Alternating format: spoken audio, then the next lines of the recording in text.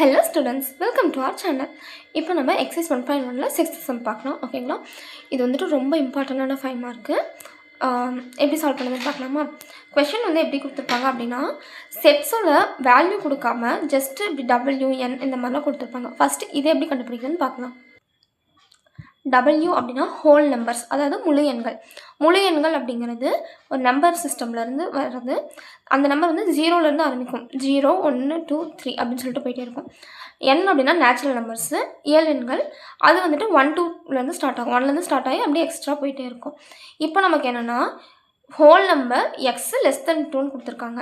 ஓகேங்களா? X belongs to whole number such that X less than 2 அப்படின்னா X அப்படிங்கிறது ஒரு முழு எண், 2ஐ விட குறைவானது அப்படின்னு சொல்லியிருக்காங்க. அப்போ 2ஐ விட குறைவானது அப்படின்னா 2ஐ விட்டுறணும். இந்த லெஸ் தென் சிம்பிள் மட்டும் இருந்துச்சு அப்படின்னா அதுக்கு முன்னாடி இருக்க எண் வரைக்கும் எடுக்கணும். அப்போ 0 1 எடுத்துட்டோமா ஏ செட்டு.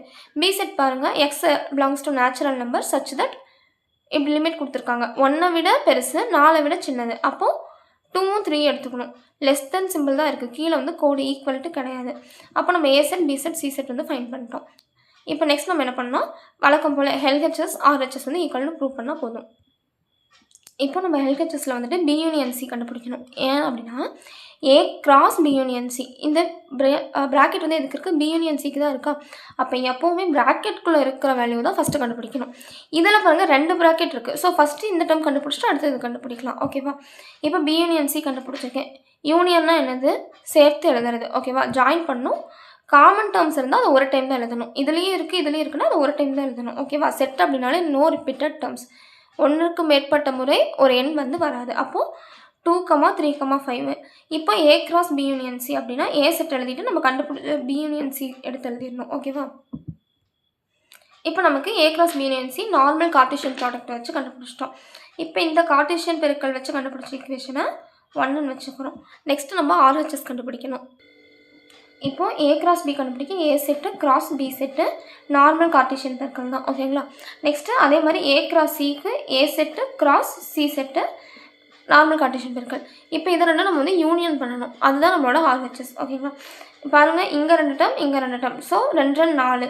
அதனால தான் நமக்கு இங்கே 4 ஆன்சர் வந்திருக்கு. இது பாருங்கள், இங்கே 2 டேர்மு, இங்கே 3 டேர்மு, 2 3 6. ஓகேங்களா? அதனால தான் நமக்கு இங்கே 6 டேர்ம்ஸ் வந்திருக்கு. இதெல்லாமே important 1 mark tips, side by side note பண்ணிக்கோங்க. இப்போ A cross B union A cross சினா இந்த 2 செட்டையும் எடுத்து ரிப்பீட்டட் டேர்ம்ஸ் எல்லாமே யூனைட் பண்ணி எழுதுகிறோம், சேர்த்து எழுதுகிறோம். இதை வந்து நான் ஈக்குவேஷன் 2ன்னு வச்சுக்கிறேன். இப்போது ரிசல்ட்டு நமக்கு பாருங்கள், இங்கேயும் 6 டேர்ம்ஸ் இருக்குது, இங்கேயும் 6 டேர்ம்ஸ் சேம் டேர்ம்ஸாக இருக்குது, ஒரே மாதிரி டேர்ம்ஸு. அப்போ அதனால் இப்போ நம்ம வந்து ரிசல்ட் என்னது, வெரிஃபை கேட்டிருக்காங்க. நம்ம அவ்வளோதான் இப்போ வெரிஃபை பண்ணிட்டோம். From 1 and 2 given question hence verified. 1 மற்றும் 2லிருந்து கிவன் கொஷினை எல்லாம் சரிபார்க்கப்பட்டது. ஓகேங்களா? நம்ம 1 மார்க் ஃபார்முலா வந்துட்டு இதுதான். ஓகேங்களா? ஓகே, தேங்க்ஸ் ஃபார் வாட்சிங். நம்ம சேனலோட வீடியோஸ் பிடிச்சிருந்தா லைக் பண்ணுங்கள், ஷேர் பண்ணுங்கள் அண்ட் சப்ஸ்கிரைப் பண்ணுங்கள். புரியலைன்னா 10க்கு வந்து உங்கள் கமெண்ட்ஸ் கொடுங்க. அண்ட் இதோட செகண்ட் ஆன்சர் வேணும் அப்படின்னா கமெண்ட்டில் ஆன்சர்னு டைப் பண்ணுங்கள். பாய்.